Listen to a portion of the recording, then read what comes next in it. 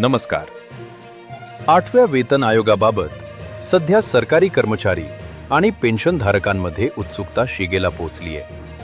आयोग लागू झाल्यानंतर तुमचा पगार नक्की किती वाढणार आणि फिटमेंट फॅक्टरचे नवीन गणित काय असेल, याबद्दलची सर्वात मोठी अपडेट आज आपण पाहणार आहोत. सध्या कर्मचारी संघटनांकडून नवीन वेतन आयोग तातडीने लागू करण्याची मागणी केली जाते. 7व्या वेतन आयोगात केंद्रीय कर्मचाऱ्यांचा फिटमेंट फॅक्टर 2.57 होता. मात्र 8व्या वेतन आयोगात हा फिटमेंट फॅक्टर थेट 3.68 पर्यंत वाढवण्याची आग्रही मागणी आहे. जर सरकारनं ही मागणी मान्य केली तर कर्मचाऱ्यांच्या मूळ वेतनात म्हणजेच बेसिक सॅलरीमध्ये मोठी वाढ पाहायला मिळेल. या नवीन फिटमेंट फॅक्टरच्या सूत्रानुसार कर्मचाऱ्यांचे किमान मूळ वेतन वाढून थेट 69,000 रुपयांपर्यंत पोहोचू शकते.